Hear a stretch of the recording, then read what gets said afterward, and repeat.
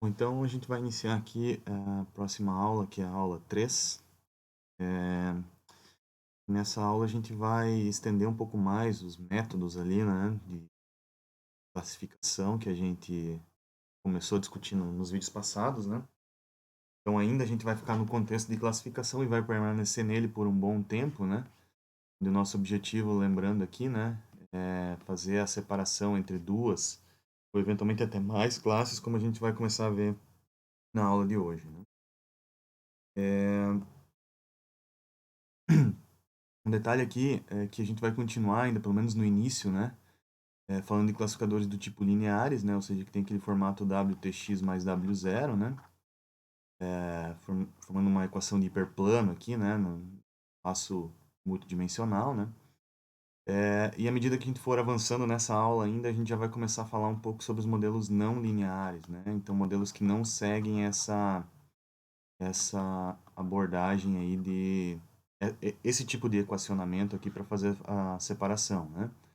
E podem ter separações, então, que são, por exemplo, como uma curva, né? Algo assim, né? Então a gente vai começar a falar de dois modelos que talvez sejam os mais recorrentes aí, que é a SVM e a Random Forest, mas isso eu vou explicar melhor no decorrer da aula. Outra coisa que a gente já vai começar a fazer uso, ao invés de implementar tudo, digamos, na mão, né? Como a gente fez na aula anterior, a gente vai começar a usar então uma biblioteca que é bem famosa aí para esses métodos de machine learning, que é o scikit-learn, né, do Python aí, né? Então, é uma biblioteca que tem todos os métodos ali, né? A gente já vai começar a fazer uso de alguns recursos que ela tem, não todos, né? A gente vai continuar explorando ela bastante ao longo das próximas aulas, né? Então, à medida que a gente for usando mais a biblioteca, eu vou tentar resumir um pouco mais a explicação dos métodos, né? Até porque a implementação completa nos custaria muito aí, né? E aí eu vou apontar onde você pode ter mais informações sobre a abordagem teórica de cada método, né? Mas aí eu vou usar sempre a biblioteca como suporte aí para a parte de implementação, porque assim a gente ganha um tempo e consegue fazer um uso mais otimizado aqui das ferramentas, né? E fica mais na parte analítica, que eu acho que para o contexto dessa disciplina aqui faz mais sentido, né? Bom, então, o que a gente vai estudar em termos de métodos, né? A gente vai começar então com a Logistic Regression, né? Que é um modelo, de certa maneira, parecida com a da Line, lá da aula anterior, né? Vai mudar um pouco aquela função de ativação, né? Então, isso muda um pouco também, inclusive, a forma como o modelo é estimado, né? É, E na sequência a gente vai falar de Support Vector Machines, né? Linear e não linear. Então vai introduzir lá também o kernel, que é bem famoso no contexto das Support Vector Machines, né? As tais SVMs, né? E por último, Decision Trees junto com a Random Forest, né? Então, que é uma extensão, digamos assim, da uma Decision Tree, né? Uma combinação de várias Decision Trees, como eu vou explicar para vocês. Então, eu vou tentar dividir, na verdade, cada assunto desse aqui num vídeo, né? Cada método desse aqui num vídeo, para não ficar muito denso, né? E como eu disse, tudo isso vai ser fundamentado em cima do Scikit-learn, então eu vou usar ele como referência básica aí, né, para nossas implementações, né? Vai ficar num nível um pouco mais alto, como eu disse, a gente não vai descer tão a fundo na implementação do método, mas para o nosso nível aqui é o razoável, né? E depois a gente vai falar um pouco mais sobre vantagens e desvantagens que a gente tem entre classificadores lineares e não lineares, né? Quando que a gente parte para um classificador não linear, quais são as vantagens, que tipo de ganho que a gente tem quando a gente passa para um classificador não linear e que tipo de cuidado que a gente tem que ter também, né? Principalmente em termos computacionais, quando a gente faz uso de um classificador não linear. Então, o vídeo de hoje, de agora, né, esse vídeo que eu tô gravando agora aqui, ele vai ser só sobre a Logistic Regression, tá? Então, só sobre esse primeiro modelo aqui, o Logistic Regression, né? Em português até se usa regressão logística, né? É um termo já mais popularizado, né? Mas na grande maioria dos casos ainda é conhecido como Logistic Regression, né? A tradução não é tão recorrente, né? Bom, o que é importante antes da gente começar a falar então do modelo Logistic Regression, né? E para essa aula como um todo, né? É importante você ter em mente E a gente pode afirmar aqui sem erro, né, sem medo dessa generalização, né, que não existe um único classificador, né, que tem uma performance ou tem um resultado, né, em termos de acurácia que é melhor em todos os possíveis cenários, né. Então, alguns classificadores vão ser melhores em alguns casos, outros vão ser em outros, né. Eu vou discutir um pouco sobre isso ao longo das aulas, né, quando que um classificador vai ter uma performance melhor do que o outro, enfim, né. E, e ao longo das aulas eu vou tentar trazer algumas dicas, assim, né, para vocês de como você pode escolher um classificador para um determinado problema, né. Mas independente disso, né, é importante você ter em mente que não vai ter uma solução única, né? Não tem um único classificador que você vai escolher e usar sempre ele e pronto, né? Eventualmente você tem que fazer uma análise mais crítica aqui, comparar mais coisas para ter uma conclusão, né? Em termos de etapas, então, que a gente vai seguir aqui, né, para tentar, então, selecionar o classificador e tentar resolver o nosso problema de classificação, né? A gente vai seguir sempre nesse fluxo, né? Nesse sentido aqui, muito embora às vezes a gente tenha que voltar em algumas etapas, como eu vou falar ao longo das aulas aí, né? Mas de modo geral, a gente sempre inicia selecionando as features, né, que a gente quer a partir de um conjunto de dados que a gente coletou, né? Eventualmente os dados podem ser brutos, então a gente já tem as features ali nos próprios dados, né? Ou eventualmente a gente, a partir daqueles dados, vai tentar extrair features que forneçam uma discriminabilidade, né, para poder fazer a classificação, né? Na sequência, a gente vai escolher uma métrica, né, de performance, a acurácia, o F1 score, a gente vai falar mais sobre elas nas aulas seguintes, né? Mas para que você tenha uma referência de comparação, né, e você tome suas decisões sempre norteados por essa métrica, né? Claro, sabendo das limitações que eventualmente essa métrica tem, né? Então é importante conhecer bem a métrica que você está usando para não escolher uma métrica que seja não apropriada para o teu problema, né? Na sequência, você vai escolher um classificador e o método de otimização para esse classificador, né? Pode escolher mais do que um, né? Vários classificadores, inclusive, aqui, né? Ou comparar vários métodos de otimização aqui, né? Daí, na sequência, você vai avaliar a performance do modelo, ver como que ele vai se comportar para aqueles dados e tentar fazer um refinamento aí no que for possível, né? Fazendo algumas análises de diagnóstico que a gente vai ver na sequência, tá? Então, esse aqui é o fluxo que a gente vai seguir praticamente toda a disciplina aqui, né? É onde eu vou focar a maior parte do tempo aqui, tentando apresentar para vocês como que você pode fazer de forma mais científica e mais otimizada cada uma dessas etapas aqui. Então, como a gente ainda está na etapa de aprender os modelos, né, conhecer os classificadores, então a gente ainda vai estar nesse vídeo aqui falando mais sobre a parte teórica e como cada um desses classificadores funciona, né? Claro que isso depois vai ser base para toda a parte de otimização e seleção de parâmetros. Então, antes da gente falar da Logistic Regression, que é o nosso primeiro modelo, eu acho que é interessante a gente voltar aqui para o Scikit-learn, né? E eu fazer um exemplo do Perceptron, que a gente viu no vídeo anterior, né? Para vocês terem uma ideia aí de como que ele se comporta e como que a gente poderia usar ele já no contexto do Scikit-learn, para vocês irem se ambientando com o Scikit-learn para ver como que ele funciona, né? Tanto no Perceptron quanto as bases de dados, a manipulação de dados que a gente pode fazer no Scikit-learn.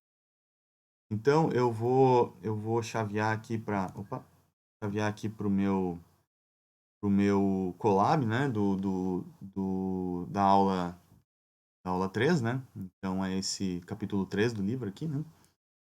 E já vou pular as primeiras etapas aqui, que são mais coisas relacionadas a figuras, imagens, e estou indo para o tópico First Steps with Scikit-learn, né? Então, qual que é a ideia aqui, né? Então, o Scikit-learn é um pacote, né? Uma API lá do Python, né? Então, ele tem vários módulos lá. Por exemplo, ele tem um módulo interessante que é o módulo de datasets. Então, ele já tem lá dentro do Scikit-learn uma maneira de você manipular esses datasets públicos mais conhecidos aí, né? Como, por exemplo, o Iris que a gente vem trabalhando, né? Então, se a gente importar lá do Scikit-learn esse módulo de datasets aqui, né? E manter o NumPy aqui só para poder fazer umas operações com ele, né? Uma forma de carregar o dataset, né? Você depois pode olhar lá dentro desse módulo datasets, né? Quais são os datasets que tem disponíveis como que você carrega cada um deles, né? Aqui eu estou mostrando um exemplo de como que a gente pode carregar o dataset Wires, né? Então, basicamente, rodando essa linha de comando aqui, dentro dessa variável iris aqui, eu tenho a estrutura do dataset, né? Recomendo você também, de novo, né, sempre abrindo o Spider no PyCharm lá para você ver a estrutura, né, o tipo de dado, né, que retorna dessa função. Então, se eu acessar o atributo data, né, desse objeto aqui, o iris, né, eu vou pegar todas as linhas dele e as colunas 2 e 3, por exemplo, né, igual a gente fez para trabalhar com dados bidimensionais e ficar mais fácil de visualizar tudo que a gente vai fazer na sequência, né. Eu posso guardar isso numa variável x e posso guardar os labels que fica nesse atributo target aqui, né, dentro da variável y. Então, guardei aqui, né, todos os dados do dataset das 3 classes, então, né. Na aula anterior eu tinha pego só 2, agora eu vou pegar 3 para a gente já ir se acostumando também com a possibilidade de fazer classificação com 3 classes, né. E somente duas features, né. Nesse caso aqui eu peguei a terceira e a quarta coluna, né, que é o comprimento da pétala, né, e o comprimento aí a largura da pétala. Diferente do que a gente fez na aula passada, mas tudo bem, né? É só ilustrativo, né? E aí, então, estou pegando os labels aqui, só dei um print, né, do 0, 1 e 2 para poder ver quais são os labels que tem disponível, né? Algumas outras coisas que tem no Scikit-Learn que a gente vai explorar mais ao longo das próximas aulas, mas que facilitam muito a manipulação de dados, né? É que ele já tem várias coisas prontas, inclusive para separar conjuntos de treinamento, de teste, né? Que é algo bem usual aí para fazer avaliação de métodos de machine learning, né? Então ele tem lá um módulo de Train Test Split, né? Ele já faz a separação, por exemplo, de 70% dos dados para treinamento e 30% para teste, né? Então a gente treina e avalia o nosso modelo nesses 70% e depois usa os 30%, por exemplo, para fazer uma avaliação final, como que ele se comportaria para exemplos não vistos durante o treinamento. Então isso também está disponível aqui no Scikit-Learn, né? Também tem um exemplo de como usar. A gente vai explorar isso mais na sequência. Outra coisa interessante que ele tem, né?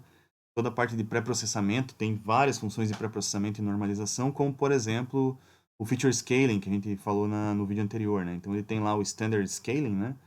Onde a gente remove a média lá, né? Deixa os dados, cada feature com média nula e desvio padrão, variância unitária, né? Então, para fazer isso, a gente pode usar esse standard scaler aqui, né? Defino esse objeto SC aqui, depois eu faço o SC fit no treinamento, né? Conjunto de treinamento, e posso fazer esse fit aqui basicamente é calcular a média e o desvio padrão, né? E aqui a transformação é subtrair a média e dividir pelo desvio padrão, tanto no conjunto de treinamento quanto no conjunto de teste. Então, fazendo isso, eu consigo deixar os meus dados, então, fazer o feature scaling, né?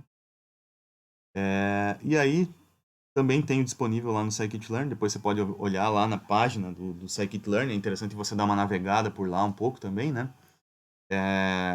Desde já, né, e pegando o costume de dar uma olhada na documentação dele, né? Então, abra lá a documentação, por exemplo, do Perceptron, né? Então, você vai ver lá que ele tem disponível o Perceptron, né? Então, tá aqui nessa funçãozinha, né? De novo, eu posso definir o número máximo de iterações, o learning rate lá, né? E a inicialização dos pesos, né? Uma implementação bem parecida com aquela que a gente fez na aula passada, né? E aí eu posso dar um fit aqui, então, para treinar o modelo no meu conjunto de treinamento. Veja que é a mesma estrutura que a gente conversou, que a gente discutiu na aula anterior, né? Depois eu faço algumas avaliações aqui, ó. Eu pego o meu conjunto de teste e faço predição, por exemplo, usando esse objeto ppn aqui, né, que é o Perceptron treinado, né? E faço predições e posso calcular acurácias, que é, por exemplo, quanto que ele acertou para o conjunto de teste, né? Daqueles exemplos de teste que eu deixei separado lá no início. Então aqui eu tenho uma acurácia de 98%, né? Ele mostra, e eu também estou fazendo um plot, igual a gente fez, né, na aula passada. Aquela mesma função de plot decision regions lá, que a gente usou na aula anterior, para a gente ver qual que seria o comportamento, né? Então, fazendo isso aqui para esse caso, o que eu obtenho é o que está nessa figura aqui, né? Então, eu tenho as 3 classes, né? As 2 features só, né? Que a gente selecionou.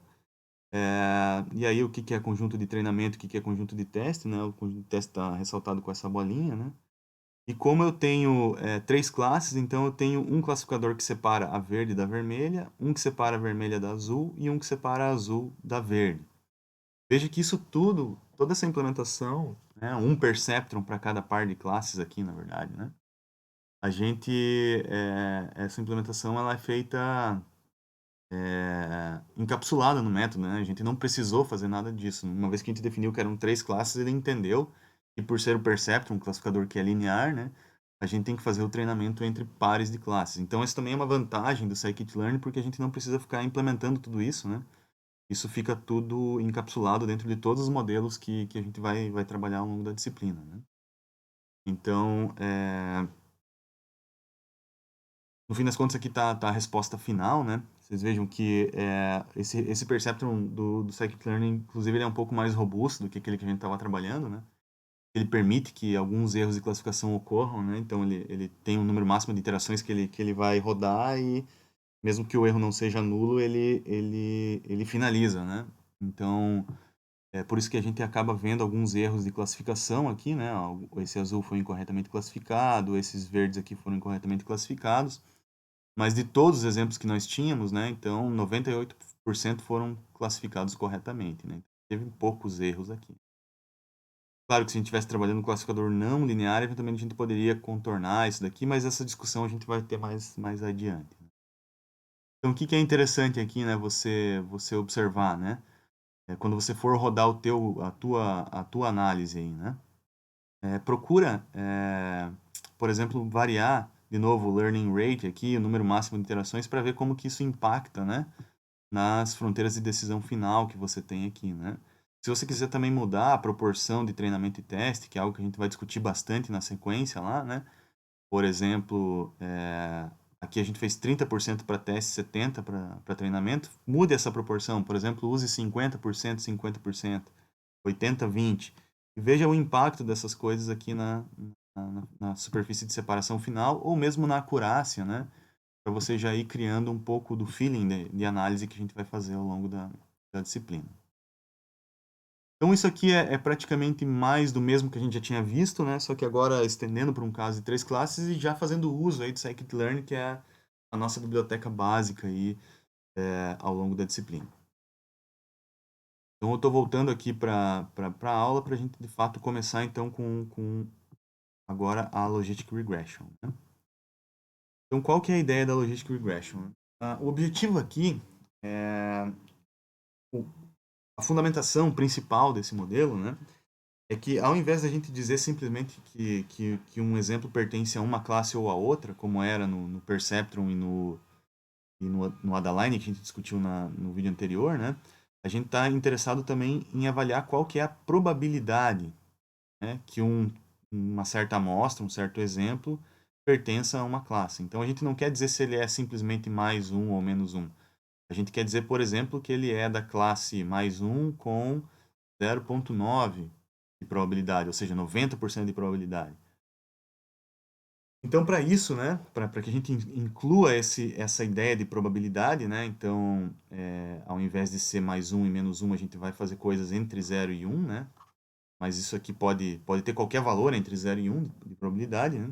A gente usa a chamada Logistic Sigmoid Function, né? Ou a função sigmoid aqui, que é a abreviação mais comum, né? Por conta do formato, né? Esse formato em S que ela tem, né?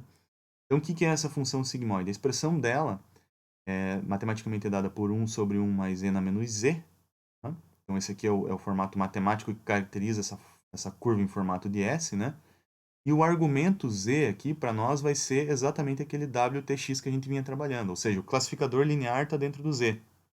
Tá? Então, eu faço uma classificação. Se essa classificação for positiva, a probabilidade, né, o valor correspondente, o φ de z aqui, né? Então, o que está aqui nesse eixo y é o φ de z, mas eu posso interpretar esse cara aqui como uma probabilidade, na verdade, né? Esse cara aqui, então, ele vai dar um valor de probabilidade. Se esse cara aqui for positivo, essa probabilidade vai ser maior que 0,5. Se esse z for negativo, né? Então vai dar uma probabilidade menor que 0,5. Então, se a gente for imaginar lá no nosso caso de classificação A, 2D, né? A gente tem um classificador é exatamente esse WTX que está aqui, né? Então, esse classificador aqui ele é modelado pela variável z, né? Só que aqui na Logistic Regression, então, quando eu aplico a função logística em cima desse z aqui, né? Quando o WTX é positivo, por exemplo, ele está desse lado aqui, a probabilidade, então, vai ser, ele pertencer àquela classe, vai ser maior que 0,5.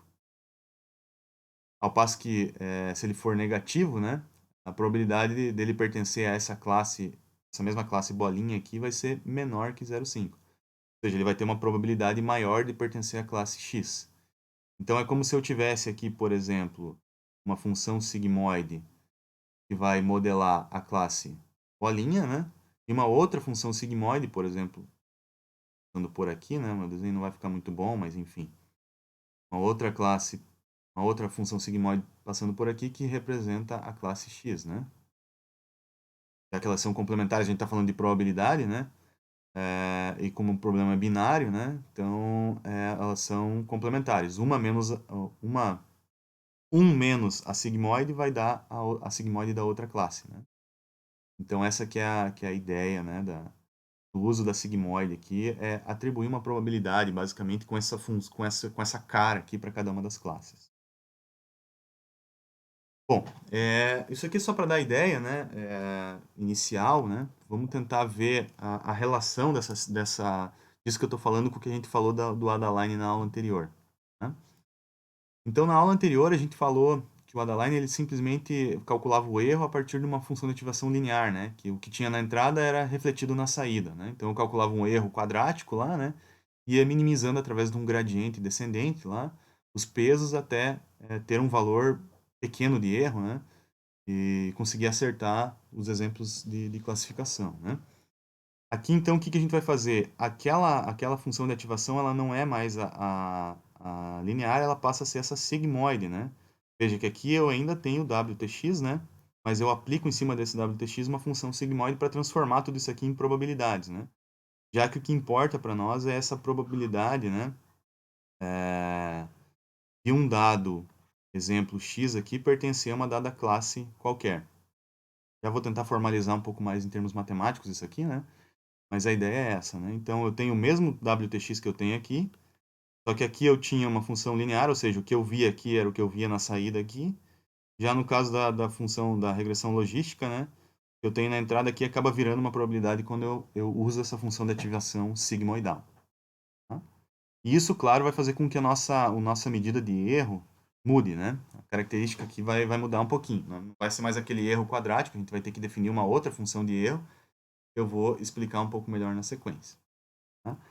Mas mantendo o paralelo, então, com o que a gente falou na aula passada, a diferença fundamental é que eu mudei a função de ativação. Como eu mudo a função de ativação, eu tenho que mudar algumas outras coisas ali para fazer essa análise. Ainda assim, mantenho aqui a função de limerização que eu tenho no fim aqui para dizer qual que é a classe, né?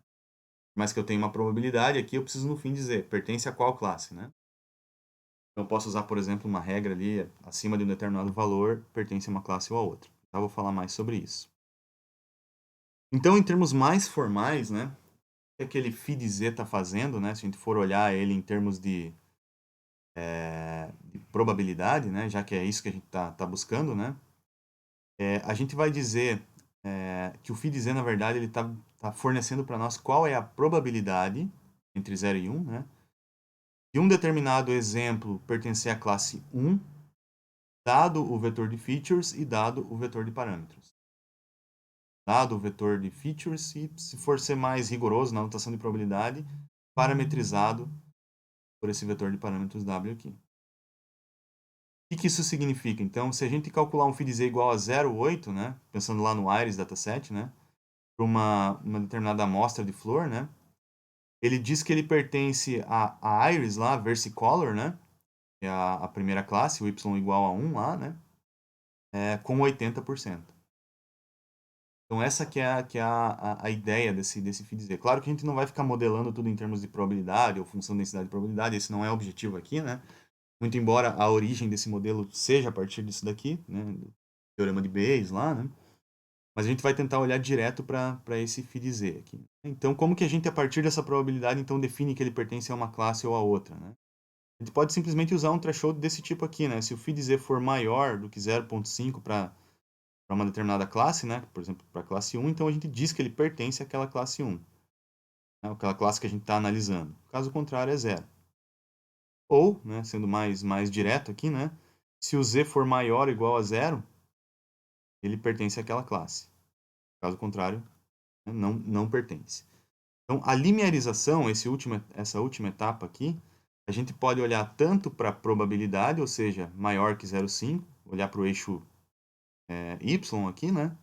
Ou para o eixo x. Se o z para cá ele é positivo, para cá ele é negativo. Daqui para cá, exatamente, quando o z é zero, a probabilidade é meio. Então, olhar para a probabilidade ou olhar para o z, dá na mesma, né? Então, é mais ou menos a mesma relação que a gente tinha para o Perceptron, para o Adaline lá, só que agora a gente também tem a possibilidade de interpretar como probabilidade.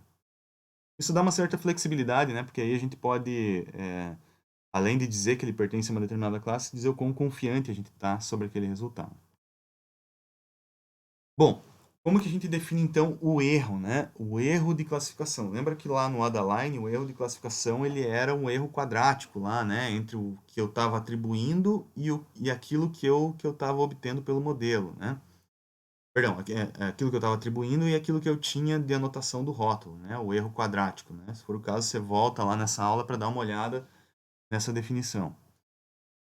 Já para a Logistic Regression, aqui, como a gente está trabalhando tudo em termos da função logística, né? Então, como a gente está aqui sempre preocupado com o phi/z, né?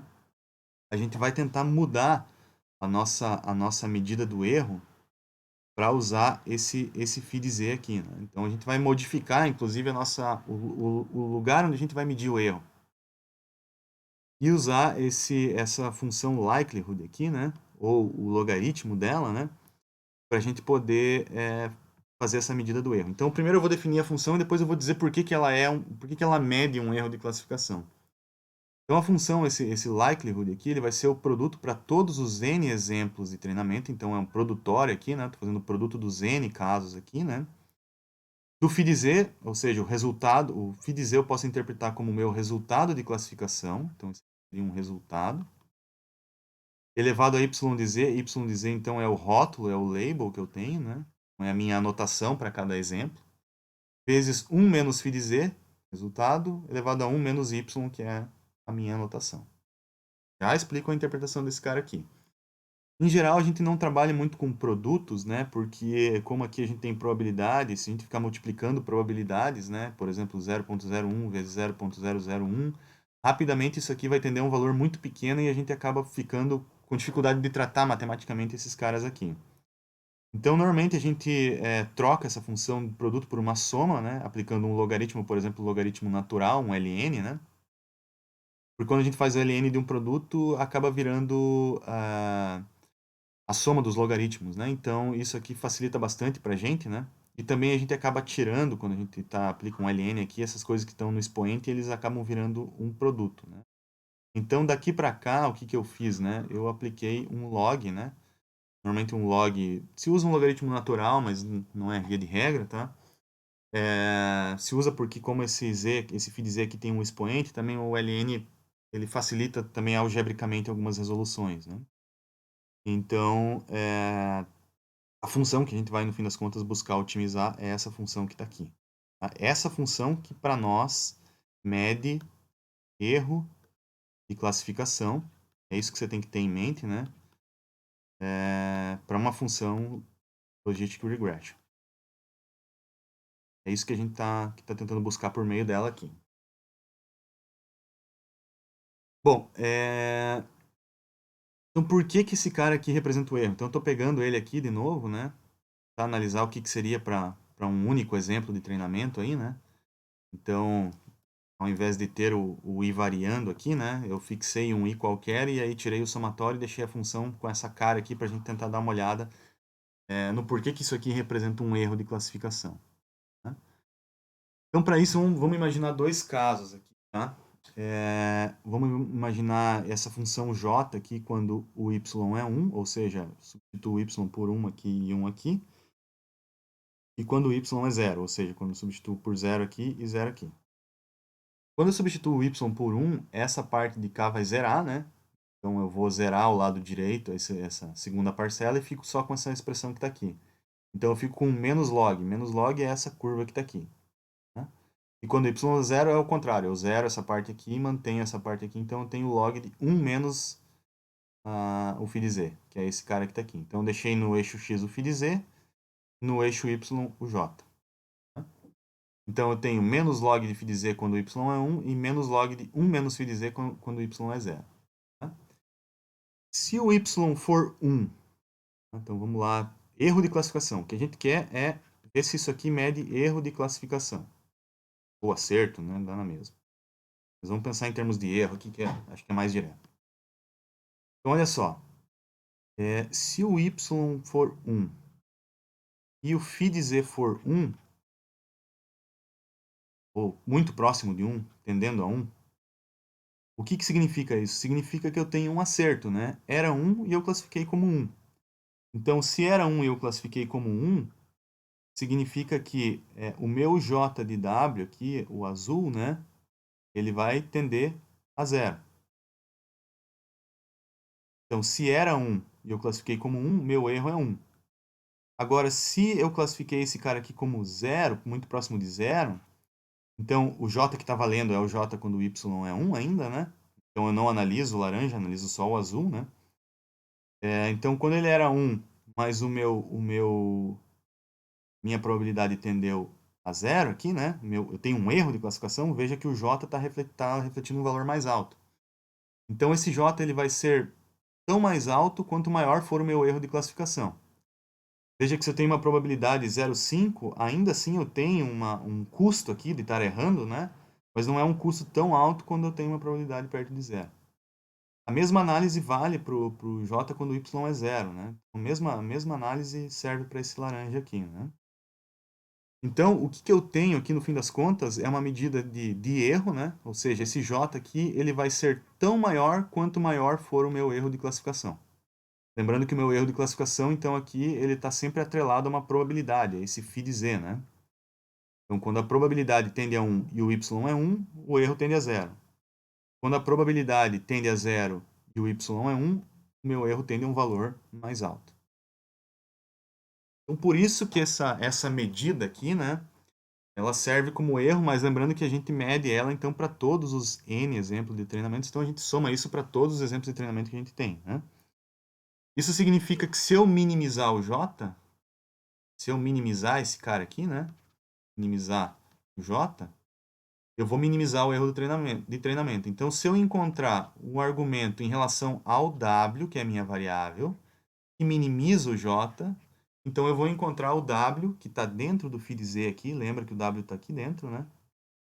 Lembra que se a gente voltar na equação aqui, ó, o W está aqui dentro do φ de z, né? Então, se eu encontrar qual que é o W que minimiza aquele erro lá, né? Eu estou encontrando, então, qual que é o classificador que melhor separa as classes. O classificador linear, isso aqui, melhor separa as duas classes. Ele está encapsulado dentro do Z aqui, né? Mas não se esqueça que o nosso W está aqui, né? O W está aqui. Então, se eu encontrar o W que minimiza o J, eu estou encontrando, então, o W que minimiza o erro, né? Porque o J, no fim das contas, como a gente acabou de observar aqui, ele reflete o erro. Esse aqui é o ponto. Tá? Então, se você se convenceu disso, a gente pode partir para a próxima etapa, que é tentar resolver o problema, né?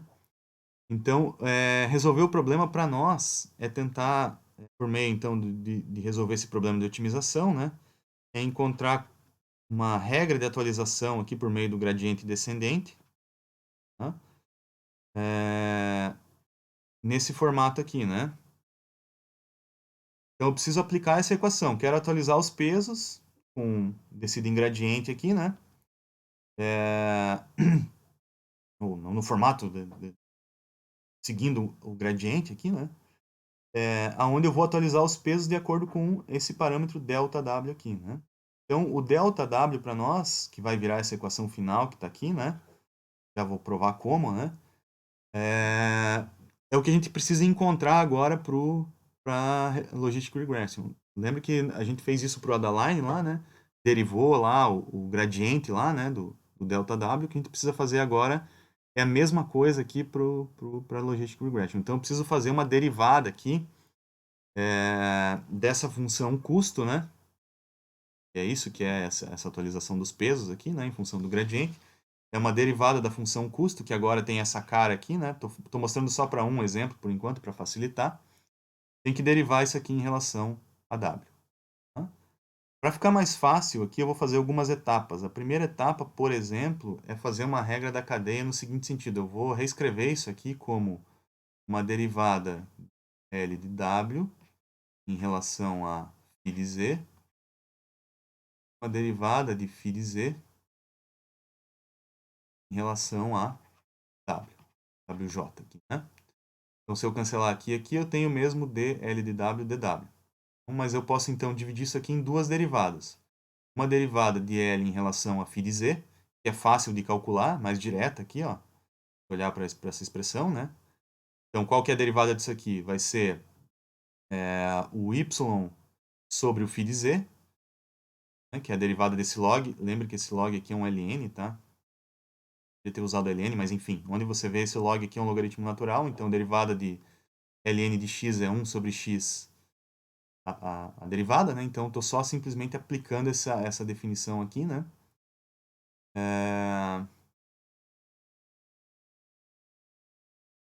Beleza? Então, essa derivada aqui, e a derivada aqui vai ser 1 menos y sobre 1 menos φ de z, né? Então, tá aqui a minha expressão, tá? E a derivada de φ de z dw continua aqui, né? Então, é esse cara que ficou aqui no final. Eu ainda tenho que ver como que eu vou calcular. Vou continuar nesse espírito aí de aplicar derivadas parciais, tá? Então, a derivada de φ de z pelo dw, eu vou dividir em duas derivadas também. Então, esse cara aqui, um espacinho aqui, a derivada de φ de z sobre dw, eu vou também dividir em duas parcelas, que é a derivada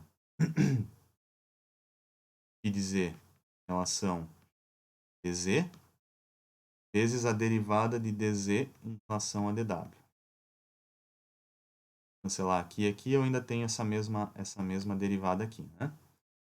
Então, primeira parte que eu vou calcular é esse dφ de z em relação a dz. Então, esse dφ de z em relação a dz, né, é derivar a função logística 1 sobre 1 mais n a menos z sobre z. Então, se eu fizer essa derivada aqui, né, depois você pode fazer com mais calma para checar isso aqui. Inclusive, recomendo que você pause o vídeo e calcule você essa derivada aqui na mão para se convencer, né? Ele vai ter uma parcela que é 1 sobre 1 mais n a menos z e 1 menos 1 sobre 1 mais n a menos z. Então, se eu olhar para esse cara aqui, isso é φ de z. Se eu olhar para esse cara aqui, é 1 menos φ de z. Então, a derivada de φ de z em relação a z é φ de z 1 menos φ de z. Tá? E a derivada de z em relação a w, né? Lembre que o z é wtx. Então, se eu derivar isso em relação a w, né? O que eu obtenho aqui, então, é o x. Então, esse cara aqui é direto o x, tá? Para ficar essa representação. Então, combinando tudo isso daí, né? Voltando para essa expressão aqui, né? Substituindo essa derivada, então fica φ de z, 1 menos φ de z. Derivada de z em relação a w, que é x, né? Como eu estou derivando em relação ao wj, fica xj aqui, né? Então, se eu trabalhar na álgebra disso aqui, vocês vão ver que a expressão final, então, é essa daqui, ó. Então, a derivada, né? O que eu quero buscar aqui de L de w em relação a w é y menos φ de z vezes x de j. Então, por isso que a regra de atualização final aqui, né? Regra final, então, do gradiente para a função logística, né? A função logística, ela é dada por essa expressão que eu estou mostrando no fim aqui. Então, claro, gastei um tempo aqui provando para vocês, mas é interessante, né? Já que a gente ainda está nessa parte mais matemática aqui, mostrar de onde que vem tudo isso. Então, é praticamente igual lá ao Adaline, com algumas mudanças aqui, que aparece o φ de z e aparece outras coisas aqui na implementação, né? Mas a cara, a estrutura é muito parecida, né? Bom, é... vamos lá. Então, como que a gente aplica isso daqui lá no Scikit-learn, né? Então, eu não vou implementar, ou melhor, eu vou mostrar essa implementação aqui para vocês, né? Já que a gente deduziu ela, né? E aí, na sequência, a gente vai fazer uma análise disso em cima do Iris Dataset também. Então, voltando para o nosso Colab aqui, né? Então, tem algumas coisas aqui que são os plots que eu usei ali, tá? Então, se vocês quiserem ver o código, inclusive, ali de como que foi plotado, né? Aquelas análises do erro e tal, tá aqui, né? Mas o que interessa para nós, então, é essa classe que eu estou definindo aqui como Logistic Regression, tá? Depois eu vou usar o do Scikit-learn para mostrar para vocês a comparação, tá? E o que eu tenho aqui, então, é uma classe bem no estilo que a gente implementou o Adaline e o Perceptron, né? Onde eu tenho uma inicialização aleatória dos pesos lá, né? E aí vou fazendo um processo iterativo para atualizar os meus pesos, né? Levando em consideração aqui, então, a regra da atualização da Logistic Regression, tá? Veja, se você comparar, inclusive isso é interessante, pegar essa classe e comparar com a classe lá do Adaline, né? Você vai ver que a implementação é muito parecida, né? A gente tinha uma função de ativação lá que era linear, né, no Adaline, e aqui o que a gente tem é a função de ativação logística, sigmoide, né? Então a gente retorna aqui o valor, aquele valor de probabilidade para calcular o erro e aí atualizar os pesos em função desse erro, né? Então veja que é praticamente a mesma coisa, que muda essa função de ativação que agora ela é a sigmoide, tá? Mas a regra é muito, muito parecida, né? E aí, claro, a minha função custo também não é mais aquele erro quadrático, é a função é, o likelihood que a gente definiu aqui, né? É esse cara que está aqui, né? Do lado direito. Então eu preciso calcular ele também se eu quiser guardar o meu custo numa lista para depois fazer a análise para ver se de fato eu estou conseguindo minimizar esse custo, tá? Então eu estou só mostrando para vocês aqui a mesma ideia de implementação, né? E se a gente rodar esse cara aqui para o nosso Iris Dataset para duas classes lá, né? Então eu estou selecionando só uma parte do dataset aqui, ó. Estou pegando um subset de duas classes para ficar mais fácil essa observação aqui, né? Já que a gente não está tratando com problemas de mais classes para essa classe que a gente definiu aqui, né? Para essa Logistic Regression. Já vou mostrar como que a gente estende para mais classes aqui, né? Então, olhando para o código, a gente vai ter essa separação aqui dado por essa Logistic Regression. É legal você depois também plotar a função custo aqui, né? Faça como exercício aqui, né? Se você for rodar o teu código, plotar essa função custo para você dar uma olhada, ver se ela tem aquele formato que a gente tinha na aula passada lá, né? De decaindo exponencialmente, né? Isso é interessante, aquele formato exponencial, né? É, é legal para você observar, né? E eu também tenho o predict aqui, né? Que aplica aquela regrinha que a gente discutiu lá de predição, né? Olhando direto para o Z aqui, tá? Bom, então esse aqui é como a gente treinaria a Logistic Regression implementando do zero, né? E se a gente for usar o Scikit-learn, então ele já tem lá também a sua classe lá, Logistic Regression, né? Então estou importando lá o Logistic Regression do Scikit-learn, né? Da parte dos modelos lineares, né? E aí tem um parâmetrozinho C, que eu já vou explicar quem que ele é aqui, né? Mas ele nos fornece um classificador também. Agora estou usando as três classes, né? Porque o Scikit-learn permite isso. A gente teria que fazer na mão essa implementação ali. Não vou entrar nessa discussão aqui, né? Mas você pode observar, então, aqui, ó, que ele opera como um classificador linear entre pares de classes, né? Da vermelha para azul, da azul para verde e da verde para vermelha também, que serve esse mesmo classificador aqui. Então, essa que é a ideia desse classificador Logistic Regression aqui usando o Scikit-learn. Veja que aí é bem, bem direto, né? Simplesmente passa o x e o y e ele já vai rodar lá. Acredito que por default também usando o gradiente descendente. O que é esse parâmetro C, tá? Então vou já introduzir um outro conceito que é importante para nós aqui, que é a história da regularização. E aí vou falar um pouquinho sobre esse parâmetro C. Então o que é a regularização, né?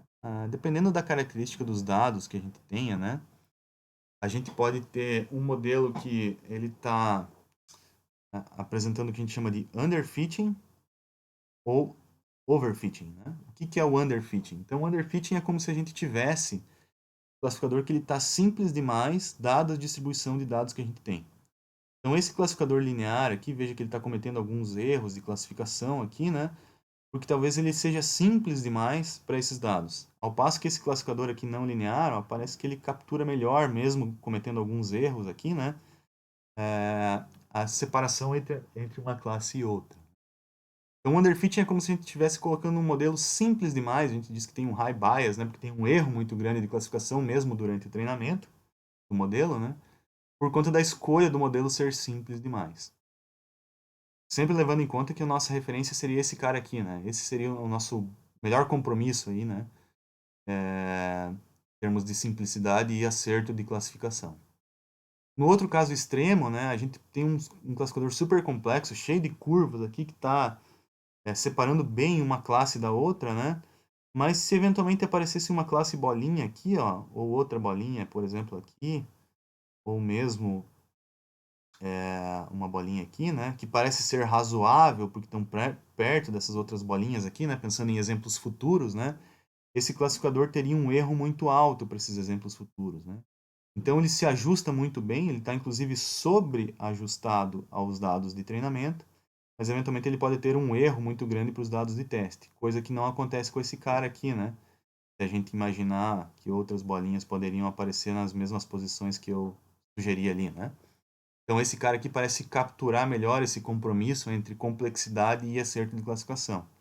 Ele aceita alguns erros de treinamento, mas ele tem uma flexibilidade maior para ter bons acertos na etapa de avaliação do classificador, quando ele vai ser usado na prática, né?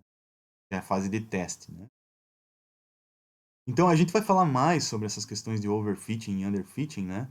Mas só para vocês entenderem aqui o porquê daquele C ali no Logistic Regression, então eu já vou adiantar essa discussão aqui, tá? Então, overfitting é quando ele está sobreajustado, né? Ele está muito complexo para os dados de treinamento, muito embora o erro seja baixo, né? Então, ele tem uma alta variância, a gente diz aqui. Eu vou explicar mais sobre isso por quê, né? Lá na frente. E quando ele está subajustado, ou seja, tem um erro muito alto no treinamento, a gente diz que ele está underfitting, tá? Então, o caso ideal é um balanço entre acerto de classificação e complexidade. No caso lá da Logistic Regression, né, existe então, a ideia da regularização, né? O que é regularização? É a gente incluir um parâmetro, né, mudar a função custo lá, para tentar penalizar esses modelos excessivamente complexos. Né? Então, como que a gente penaliza? Uma forma de a gente penalizar modelos excessivamente complexos é usar essa tal da regularização L2, né? Que é somar aqui na função custo, né, uma parcela relacionada à norma dos parâmetros W. O que é a norma? A norma é a soma dos valores ao quadrado aqui, né?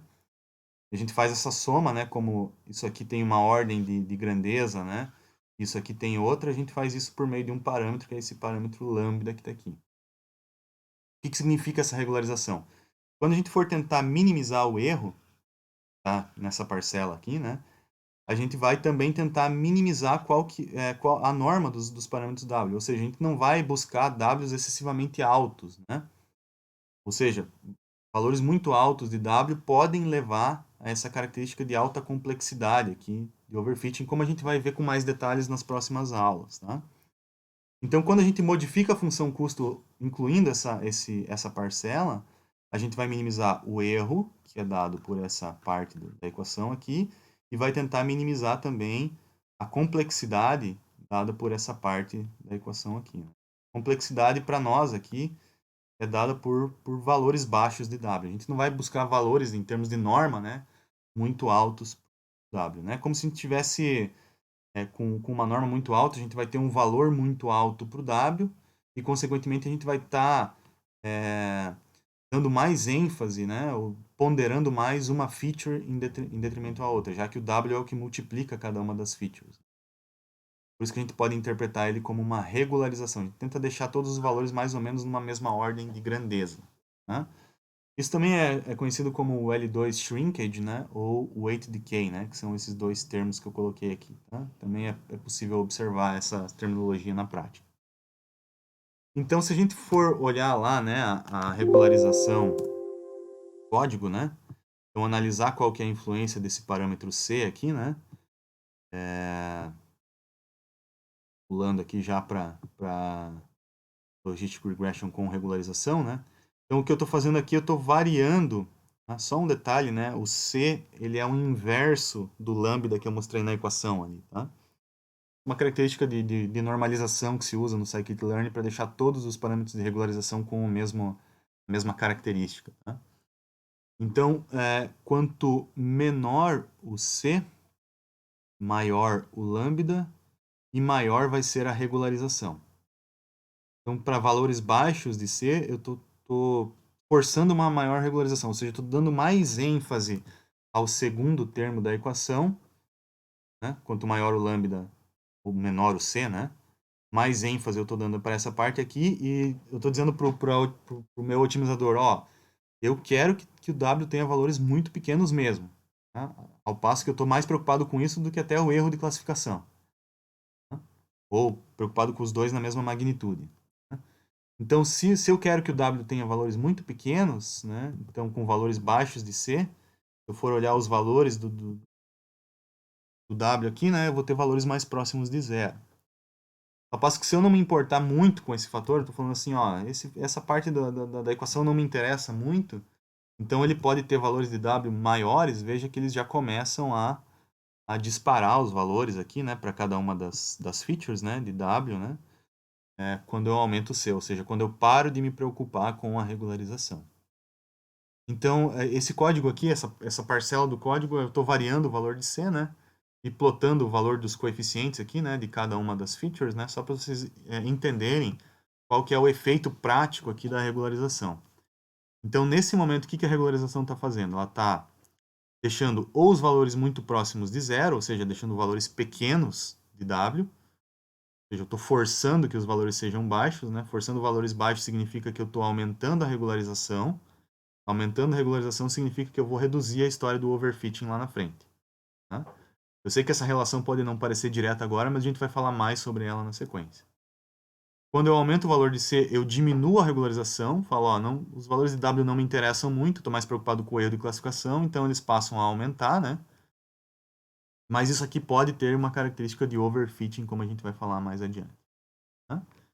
Então esse exemplo aqui é mais para você se habituar com o conceito de regularização e overfitting, que vai ser muito recorrente nos nossos próximos vídeos e já ir criando um pouco mais de feeling em cima disso aqui.